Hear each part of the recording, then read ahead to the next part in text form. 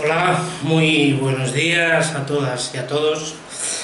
Una vez más estoy con las lecturas del libro La conquista del pan de Piotr Kropotkin. Hoy es sábado, día 18 de julio del año 2020. Y voy a compartir la lectura del capítulo 8, Vías y medios. Que una sociedad, ciudad o territorio asegure a todos sus habitantes lo necesario, y vamos a ver cómo la concepción de lo necesario podrá extenderse hasta los lujos. Implicará que se vea forzosamente conducida a apropiarse de todo lo indispensable para producir suelo, máquinas, fábricas, medios de transporte, etc. No fallará en expropiar a los actuales detentadores del capital para devolvérselo a la comunidad. En efecto, a la organización burguesa no solamente se la acusa de que el capitalista acapara una gran parte de los beneficios de cada empresa industrial y comercial, permitiéndole vivir sin trabajar. El reproche principal, como ya lo hemos destacado, es que toda la producción ha tomado una dirección absolutamente falsa, puesto que no se realiza con el fin de asegurar el bienestar de todos, y eso es lo que la condena. Y para que esto, y más que esto, es imposible que la producción mercantil se haga para todos. Quererlo sería pedir al capitalista que se saliese de sus atribuciones y llenase una función que no puede llenar sin dejar de ser lo que es: un empresario particular que persigue su enriquecimiento. La organización capitalista, fundada en el interés particular de cada empresario, ha dado a la sociedad todo lo que podía esperarse de ella. Ha acrecentado la fuerza productiva del trabajador, aprovechando la revolución operada en la industria por el vapor, el repentino desarrollo de la química y de la mecánica y de los inventos del siglo. El capitalista se ha aplicado en su propio interés a aumentar el rendimiento del trabajo humano, y en una gran medida ha sido exitoso, pero darle otra misión sería por completo irracional. Querer, por ejemplo, que utilice ese rendimiento superior del trabajo en provecho de toda la sociedad sería pedirle filantropía y caridad. Y una empresa capitalista no puede cimentarse en la caridad. Es a la sociedad a la que le incumbe ahora generalizar esa productividad superior, limitada hoy a ciertas industrias, y aplicarla en interés de todos. Pero es evidente que para garantizar a todos el bienestar, la sociedad debe retomar la posesión de todos los medios de producción. Los economistas nos recordarán, sin duda, a ellos les encanta recordarlo, el bienestar relativo de cierta categoría de obreros, jóvenes, robustos, hábiles en ciertas ramas especiales de la industria. Siempre nos señalan con orgullo a esa minoría. Pero ese bienestar mismo, patrimonio de unos pocos, es seguro que les está asegurado. El día de mañana La incuria, la imprevisión o la avidez patronal arrojarán quizás a esos privilegiados a la calle, y ellos pagarán entonces con meses y años de dificultades o miseria el periodo de bienestar del que disfrutaron. ¿Cuántas industrias mayores, textiles, hierro, azúcar, etcétera, sin hablar de industrias efímeras, hemos visto parar y languidecer una tras otra, ya sea por efecto de especulaciones, por consecuencia de cambios naturales del lugar del trabajo o por causa de la competencia promovidas por los mismos capitalistas? Todas las principales industrias textiles y mecánicas han pasado recientemente por estas crisis. ¿Qué diremos entonces de aquellos cuya principal característica es el trabajo temporario? ¿Qué diremos también del precio al que se compra el bienestar relativo de algunas categorías de obreros? Pues este se ha obtenido a costa de la ruina de la agricultora, la descarada explotación del campesino y por la miseria de las masas. Frente a esa débil minoría de trabajadores que gozan de cierto bienestar, ¿cuántos millones de seres humanos viven al día sin salario asegurado, dispuestos a concurrir a donde sea que los llamen? ¿Cuántos campesinos trabajarán 14 horas diarias por una mediocre comida? El capital despuebla los campos, explota las colonias y los pueblos cuya industria está poco desarrollada y condena a la inmensa mayoría de los obreros a permanecer sin educación técnica, mediocres hasta en su mismo oficio. El estado floreciente de una industria se consigue inexorablemente por la ruina de otras 10. Y esto no es accidente, es una necesidad del régimen capitalista. Para poder retribuir a algunas categorías de obreros, hoy es necesario que el campesino sea la bestia de carga de la sociedad. Es necesario que las ciudades deserticen los campos. Es necesario que los pequeños oficios se aglomeren en los barrios inmundos de las grandes ciudades y fabriquen casi por nada los 1000 objetos de escaso valor que ponen los productos de la gran manufactura al alcance de los compradores de salario mediocre. Para que el mal paño pueda usarse para vestir a los trabajadores pobremente pagados, es necesario que el sastre se contente con un salario de muerto de hambre. Es necesario que los países atrasados de Oriente sean explotados por los de Occidente, para que en algunas industrias privilegiadas el trabajador tenga, bajo el régimen capitalista, una especie de bienestar limitado. El mal de la organización actual no reside, pues, en que la plusvalía de la producción pase al capitalista, como lo han dicho Rothbertus y Marx, estrechando así la concepción socialista y la visión de conjunto acerca del régimen capitalista. La plusvalía en sí misma no es más que una consecuencia de causas más profundas. El mal está en el hecho de que puede existir una plusvalía, en lugar de un simple sobrante no consumido por cada generación, porque para que haya plusvalía es necesario que hombres, mujeres y niños se vean obligados por el hambre a vender sus fuerzas de trabajo por una parte mínima de lo que estas fuerzas producen y sobre todo de lo que son capaces de producir. Pero este mal durará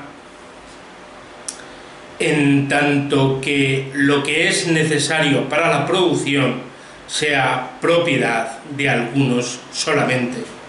En tanto el hombre se vea obligado a pagar un tributo al propietario para tener derecho a cultivar el suelo o para poner una máquina en movimiento, y mientras el propietario sea dueño absoluto de producir lo que le promete mayores beneficios en vez de la mayor suma de objetos necesarios para la existencia, el bienestar solo podrá ser asegurado temporalmente a un pequeño número de obreros y será adquirido siempre por la miseria de una parte de la sociedad. No alcanza con distribuir en partes iguales los beneficios que una industria logra realizar si al mismo tiempo hay que explotar a otros millones de obreros. Se trata de producir con la menor pérdida posible de fuerzas humanas la mayor suma posible de productos necesario para el bienestar de todos. Esta visión de conjunto no podría ser resorte de un propietario privado, y esto es así porque la sociedad entera, tomándolo por ideal, estará forzada a expropiar todo lo que sirva para obtener el bienestar producido de riquezas.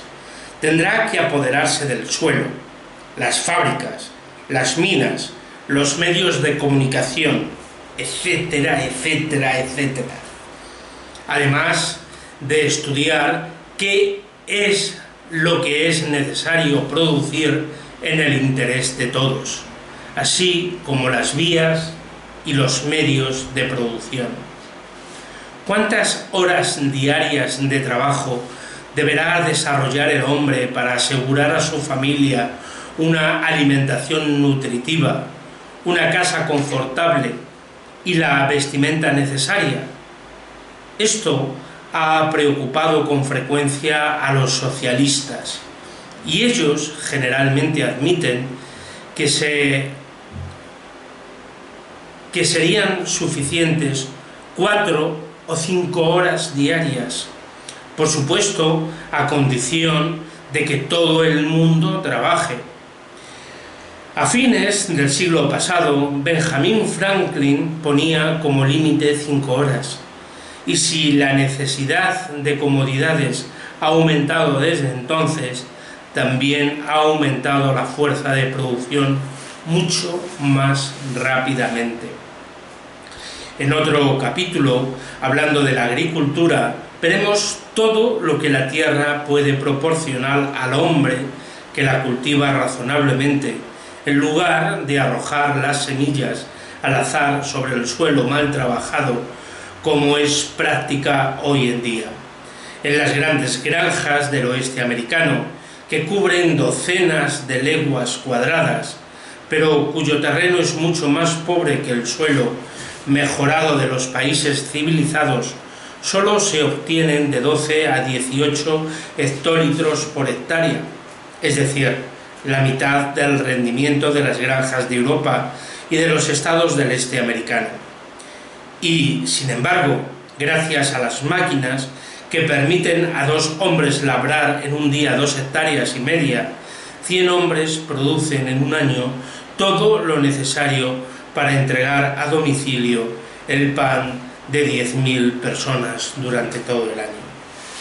Le bastaría a un hombre trabajar en las mismas condiciones durante 30 horas, o sea, 6 medias jornadas de 5 horas cada una, para tener pan todo el año, y 30 medias jornadas para asegurárselo a una familia de 5 personas.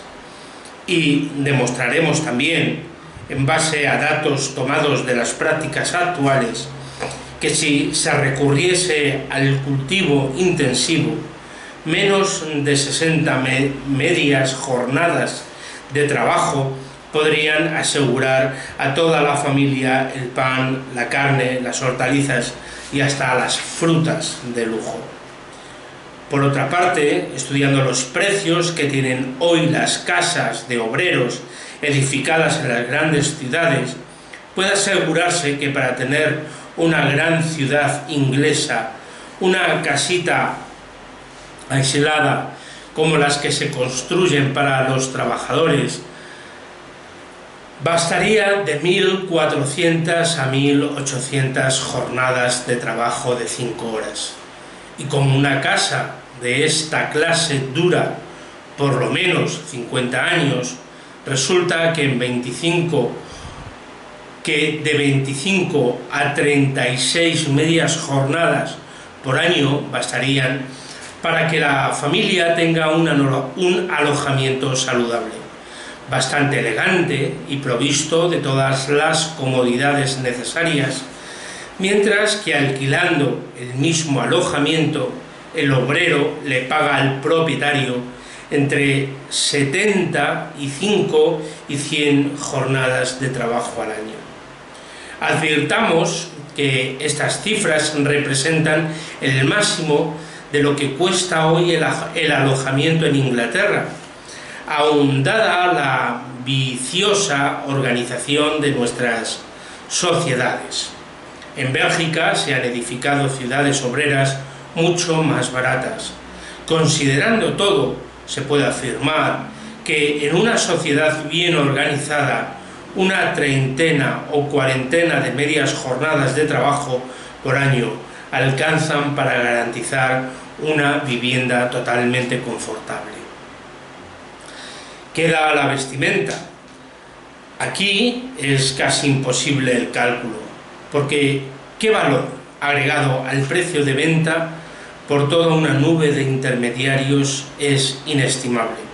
Así, si tomamos como ejemplo el paño y sumamos todo lo que han ido cobrándose el propietario del campo, el dueño de las ovejas, el comerciante en lanas y los demás intermediarios, hasta las compañías ferroviarias, los hiladores y tejedores, confeccionistas, minoristas y comisionistas, no podemos dar una idea de lo que se paga por la ropa a toda una nube de burgueses.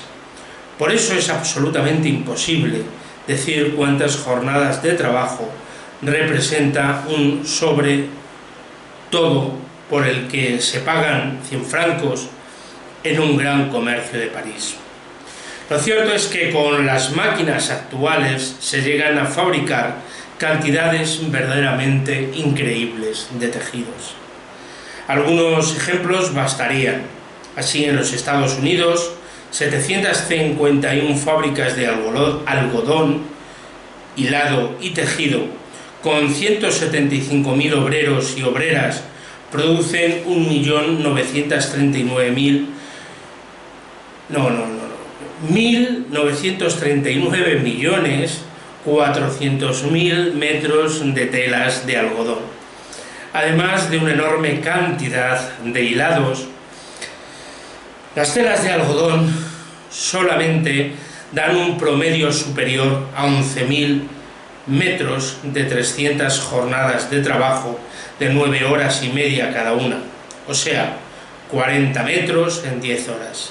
Admitiendo que una familia use 200 metros por año, lo que sería mucho, equivale a 50 horas de trabajo, o sea, 10 medias jornadas de 5 horas cada una. Además, se tendrían los hilados, es decir, hilo para coser e hilo para tramar el paño y fabricar tejidos de lana y algodón. En cuanto a los resultados obtenidos por el tejido solamente, la estadística oficial de los Estados Unidos nos enseña que si en 1870 un obrero, trabajando de 13 a 14 horas diarias, hacía 9.500 metros de tela blanca de algodón por año, 13 años después, 1886, tejía 27.000 metros cuadrados, trabajando nada más que 55 horas por semana. Hasta en las telas estampadas, incluyendo el tejido y el estampado, se obtenían 29.150 metros en 2.600 69 horas al año, o sea, unos 11 metros por hora. Así, para tener los 200 metros de telas de algodón blancas y estampadas, alcanzarían con menos de 20 horas de trabajo al año. Parando un poco, y por resumir esto para luego continuar haciendo un paréntesis.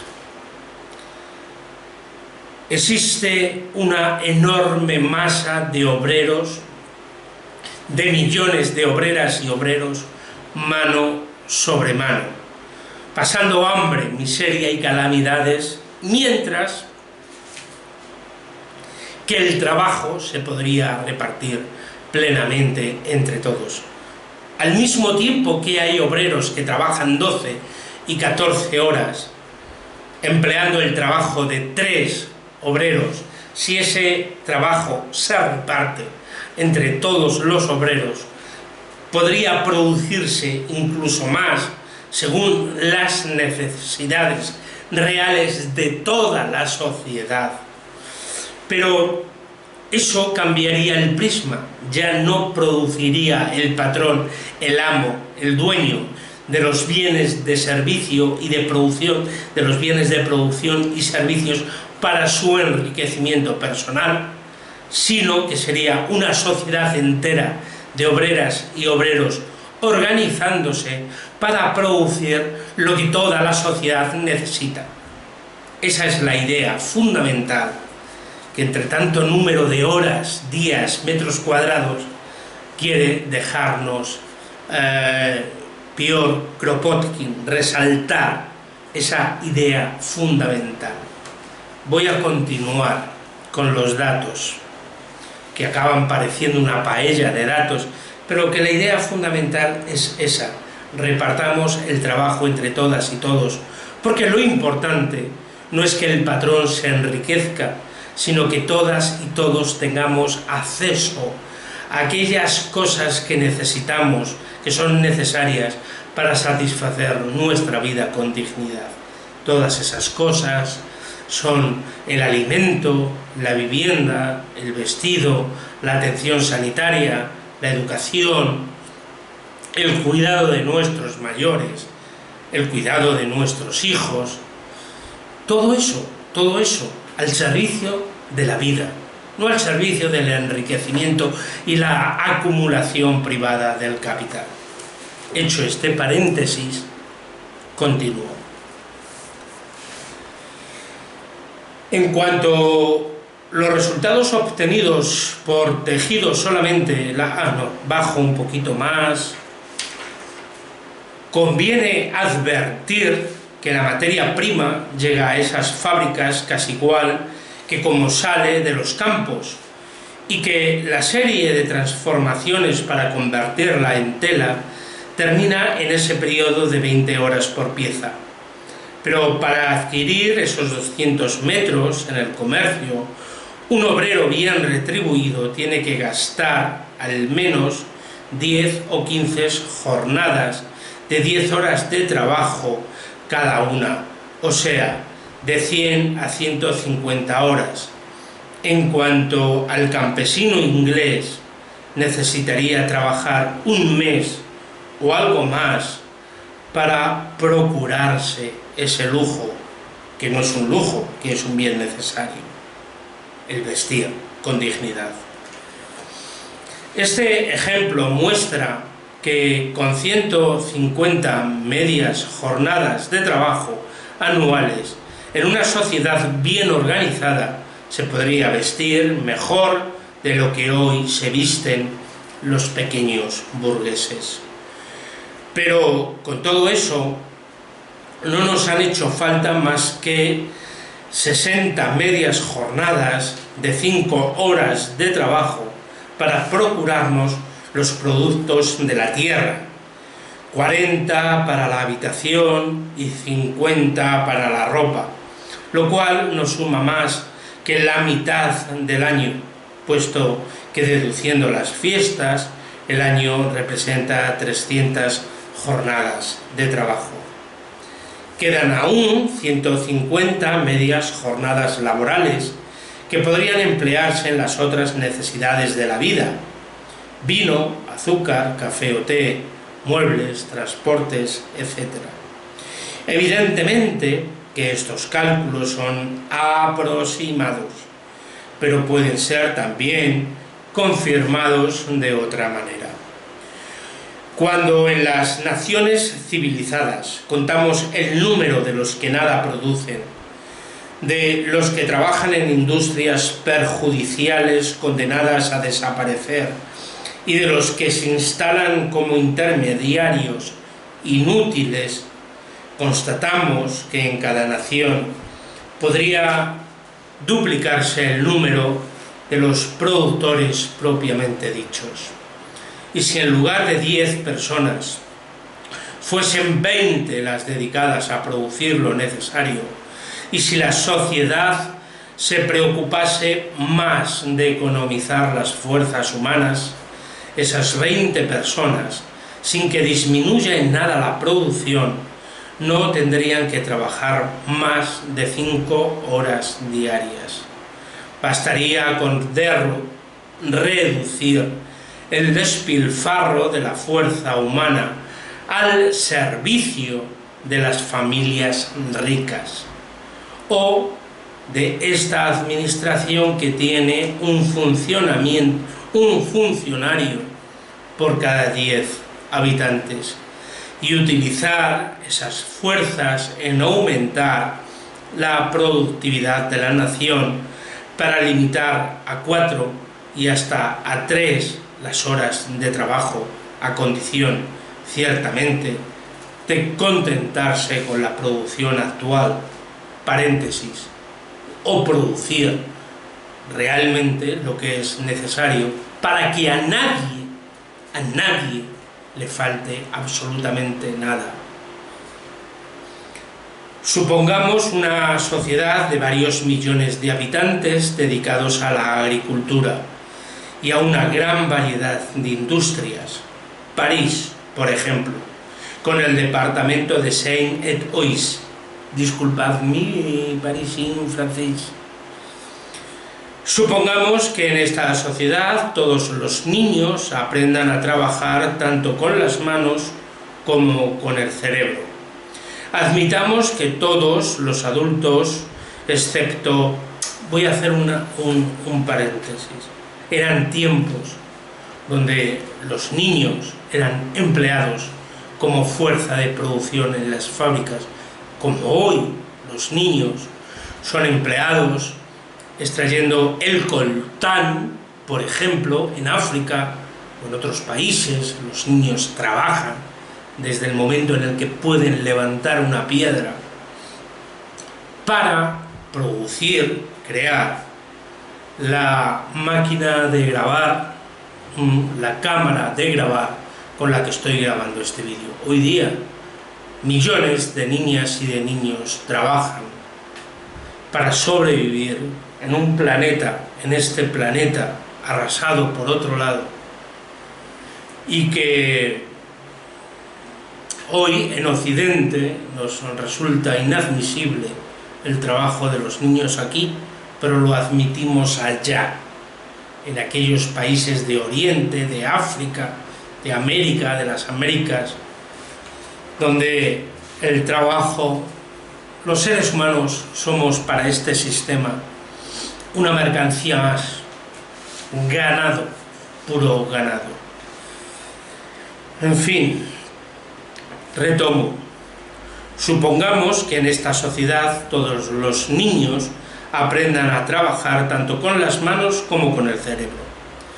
Admitamos que todos los adultos, excepto las mujeres ocupadas en educar a los niños, se dedican a trabajar 5 horas diarias desde la edad de 20 o 22 años hasta la de 45 o 50, y que se emplean en ocupaciones elegidas entre cualquiera de los trabajos humanos considerados como necesarios.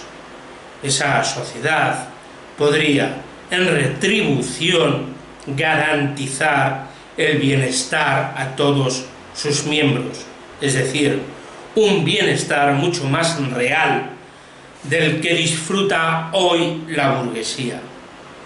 Cada trabajador de esta sociedad tendría a su disposición otras 5 horas diarias que podría consagrar a la ciencia, el arte, a los requerimientos individuales que no pertenecen a la categoría de imprescindibles, salvo que más adelante, cuando aumente la productividad del hombre, se incluyan en esta todos los que aún se consideran como lujosos o inaccesibles.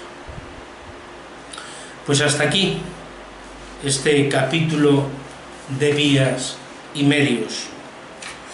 Lo que es una locura irrazonable es cómo desde la infancia nos han planteado este sistema de vida con sus valores, con eso que me decían mis padres cuando era un niño: estudia y haz tu nombre de provecho, o el trabajo recibe su recompensa, como enseña el buen burgués y enseñan en las escuelas, y es tan falso como las falsas monedas, como la falsa moneda de esa canción española, de la copla española.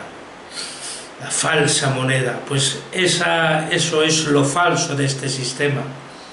La falsa casa real, cínica, hipócrita de ladrones. Los falsos empresarios del IBEX 35 y de la COE de España, que tienen su corazón y su tesoro en los paraísos fiscales, donde tienen: allá donde esté tu tesoro estará tu corazón, decía un anarquista del siglo I. Pues vemos donde tienen la patria, el corazón, el deseo y el tesoro. Esos capitales cobardes, capitalistas cobardes que guardan el dinero en paraísos fiscales. Allí tienen su patria, allí tienen su corazón. Y en esta organización del trabajo, la organización del trabajo tal como la ha conceptualizado y llevado a la práctica el sistema capitalista para explotarnos, saquearnos, chuparnos la sangre. Ayer vi una foto que me llamaba la atención, que decía que el capitalista crea la riqueza lo mismo que los piojos crean la sangre. Bueno, hasta aquí. Salud y viva la anarquía, compañeras y compañeros. Estamos muy cerquita de la conclusión de esto que se ha llamado humanidad. Nos queda darle un empujón para salvarnos todas y todos, porque este sistema nos matará a todas y todos, sin futuro. Buen día.